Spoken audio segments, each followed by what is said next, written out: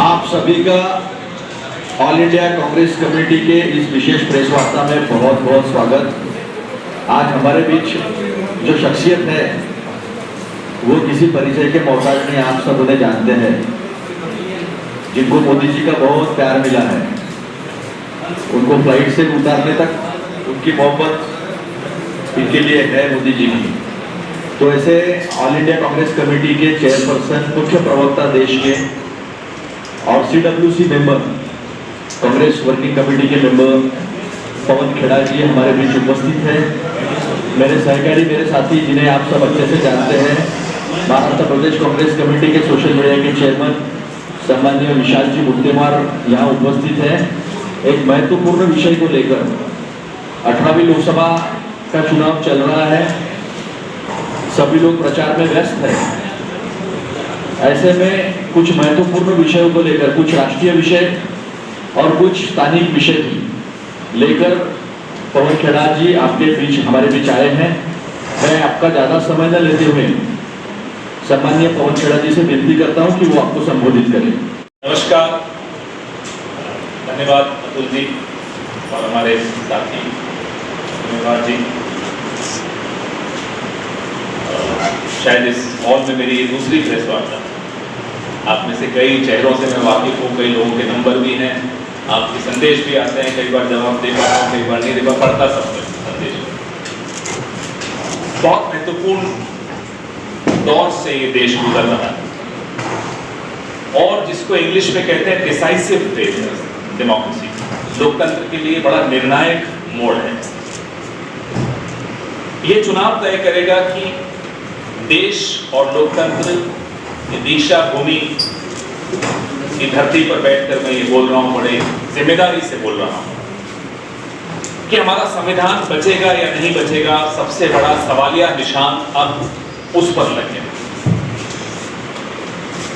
प्रधानमंत्री जी ने अभी 3 दिन पहले मेरे राज्य राजस्थान में जाकर बड़ी ऊंची आवाज में बोला कि बाबा साहब अंबेडकर जी खुद भी आ जाएं तो संविधान नहीं बदल सकता। ये प्रधानमंत्री के शब्द थे।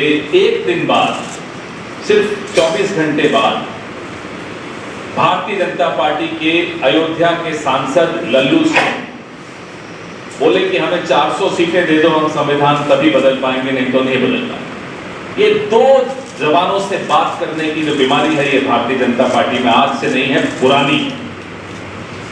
इससे पहले ज्योति मिर्धा राजस्थान से चुनाव लड़ रही हैं, बोल चुकी हैं 400 सीटें दो, हम संविधान बदल देंगे। उससे पहले अनंत हेगड़े कर्नाटक के इनके बड़े नेता, वो भी यही बात बोल चुके। अरुण गोविल जी तो खैर महान है, दलित बस्ती में गए, खाना नहीं खा पा रहे, हाथ भी नहीं लगाया उस खाने में, वो भी ये कह चुके। तो नियत इनकी स्पष्ट है। ये इस देश के और बाबा साहब अंबेडकर के संविधान के साथ पूरी तरह से खिलवाड़ करने का षड्यंत्र रच रहे हैं। इसमें किसी को कोई शक नहीं होना चाहिए। 10 साल हो गए आप सरकार में हो, 10 साल का आपने लेखा जोखा क्या दिया? रिपोर्ट कार्ड कहां है? आप में से कुछ लोगों के बच्चे स्कूल जाते हैं, पूरे साल मेहनत करते हैं, एग्जाम देते हैं, फिर रिपोर्ट कार्ड आता। क्या सरकार के लिए वो रिपोर्ट कार्ड नहीं आना चाहिए? कल फिर एक संकल्प पत्र मोदी की गारंटी के नाम से निकला। अरे साहब, पिछले 10 साल में आपने क्या किया वो तो बताते जाते। आपको मैं एक छोटा सा किस्सा सुनाता हूं, मेरी आदत है थोड़े किस्से सुनाना। यमराज के दरबार में एक ऐसी घंटी लगी हुई है, कोई झूठ बोलता है वो बजने लग जाता है। कल वो घंटी पूरे दिन बजी। यमराज ने चित्रगुप्त से पूछा, भाई ये घंटी बंद क्यों नहीं हो रही? चित्रगुप्त बोले, साहब आज मोदी जी का संकल्प पत्र आ रहा है, पूरे दिन घंटी बजती रही। न चित्रगुप्त सो पाए, न यमराज सो पाए।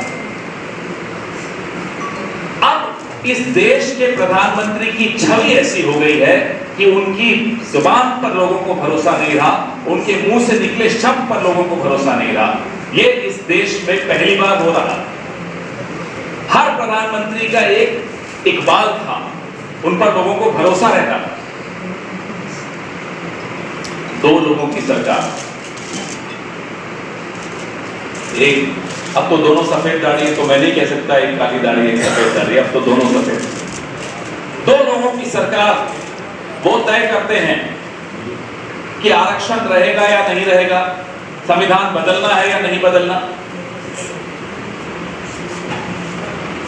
नागपुर से तो बड़े बड़े नेता आए हैं, एक बहुत बड़े मंत्री भी हैं,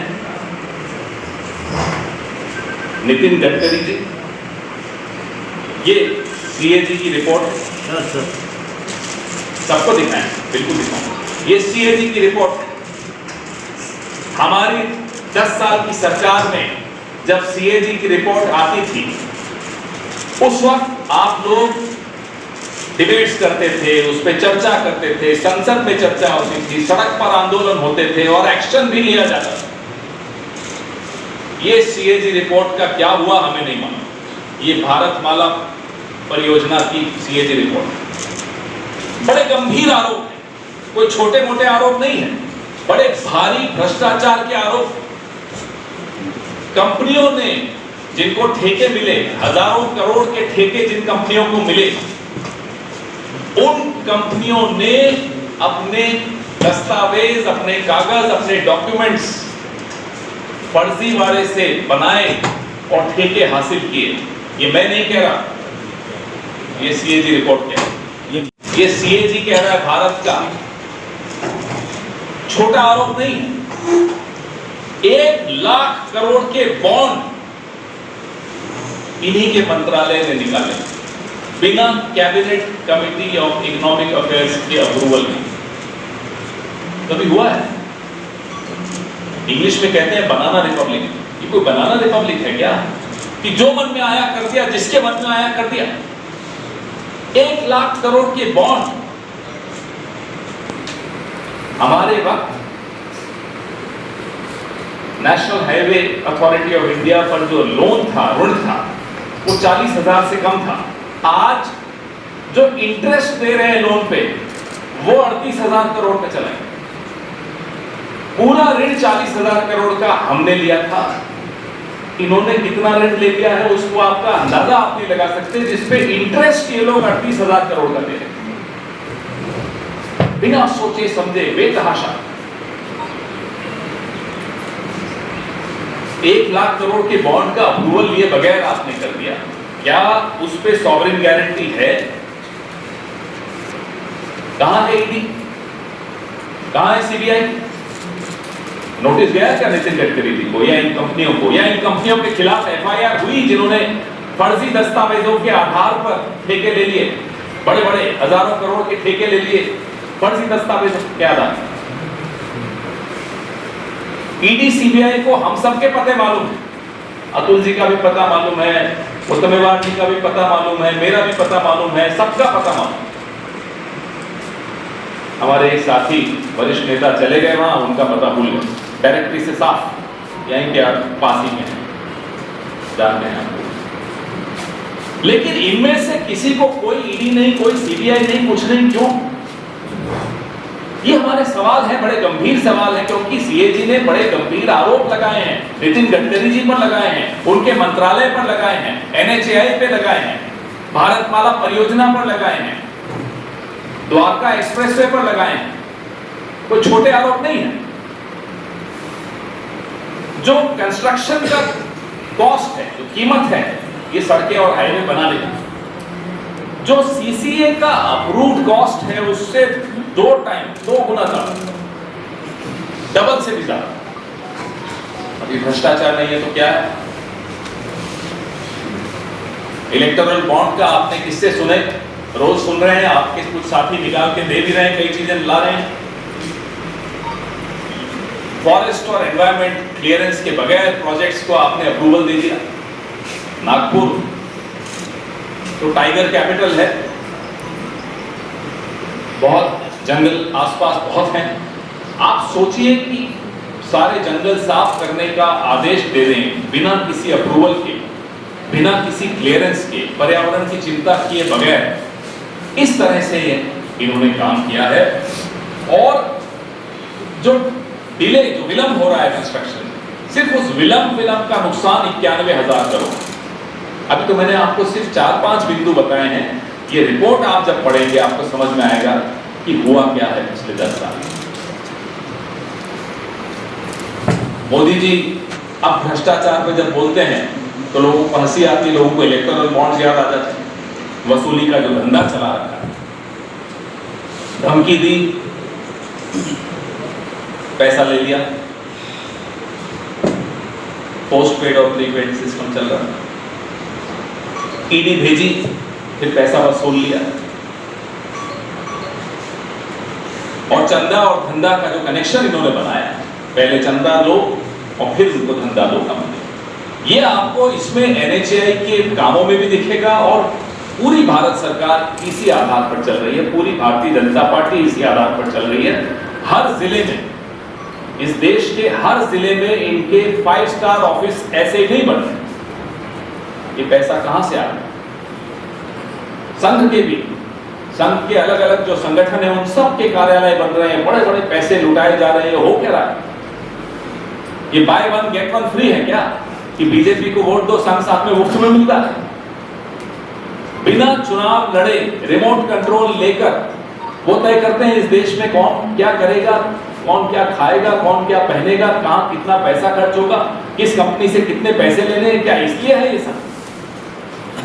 10 साल बहुत होता है, 10 साल के बाद परिवर्तन आवश्यक होता है।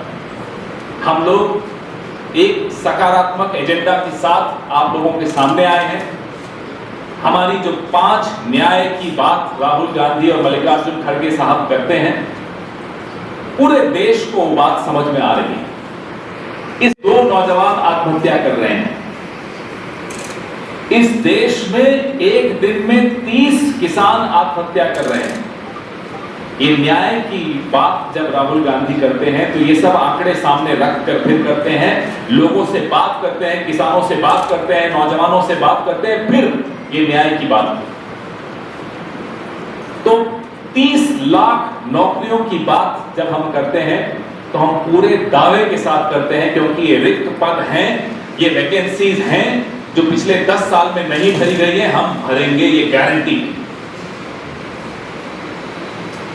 हर गरीब परिवार की महिला को हर साल 1 लाख रुपए देंगे, ये गारंटी है। और हम ये कर पाएंगे, करके दिखाएंगे। पहले भी जो गारंटी दिया है वो करके दिखाया है। MSP को कानूनी दर्जा देंगे, ये गारंटी है। पहली नौकरी पक्की, ये नौजवानों को वादा है, ये गारंटी। आप देख रहे हैं किस तरह से 45 साल का बेरोजगारी का रिकॉर्ड टूटा है, ये मजाक नहीं है। और सबसे नौजवान देश है ये, विश्व का सबसे नौजवान देश है भारत। जवानों की संख्या हमारी जनसंख्या का 65% हिस्सा है। उनके साथ जो अन्याय हुआ, राहुल गांधी के दिल को बात चुकी। हम अपने इस सकारात्मक एजेंडा और इस मैनिफेस्टो के साथ, न्याय पत्र के साथ आपके सामने आए।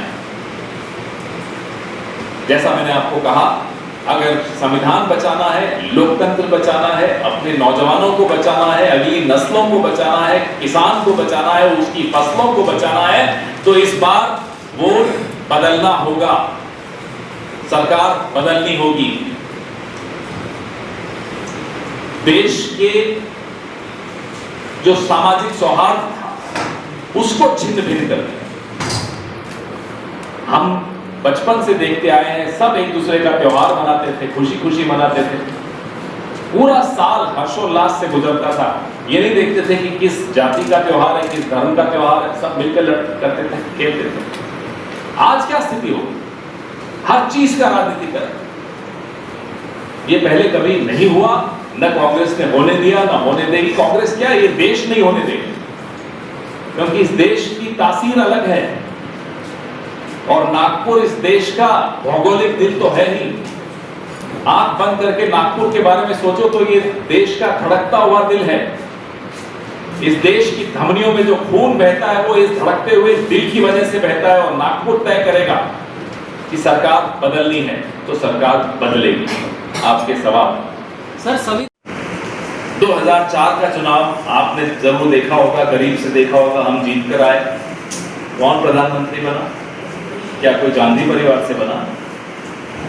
डॉक्टर मनमोहन सिंह बने। तो ये कमाल की विवाद पैदा करने की कोशिश की जाती है भारतीय जनता पार्टी द्वारा। हमारे यहाँ जैसे कि समाज में होता है, परिवार में होता है, आपस में हर बात पर सब सहमत हो ऐसा हो ही नहीं सकता। जरूर चर्चा होती है, विवाद भी होता है, लेकिन संवाद के जरिए हम सब कुछ सुलझा भी लेते हैं। नागपुर में बैठकर आप कह रहे हैं कांग्रेस में आपसी कलह है। गडकरी जी को तो निकाल बाहर किया था ना नेशनल एग्जीक्यूटिव से, क्यों निकाल बाहर किया? हमें याद है गडकरी जी जब राष्ट्रीय अध्यक्ष थे भारतीय जनता पार्टी के, तो भारतीय जनता पार्टी के बड़े नेता आज जो बड़े बड़े पदों पर हैं, बहुत बड़े पदों पर हैं, उनके खिलाफ इनकम टैक्स के कागज ले लेकर हमें ढूंढ रहे होते कि साहब ये जरा चला लो, प्रेस कॉन्फ्रेंस कर लो इनके खिलाफ। हमारे यहाँ ऐसा नहीं होता, पीठ पे वार हमारे यहाँ नहीं होता। काश कि कोई आप जैसा पत्रकार खड़ा होकर ये दिखा देता हो, फिर भी वो चुप हो जाता। ये सिर्फ लफबाजी करते हैं सब के सब भारतीय जनता पार्टी के लोग।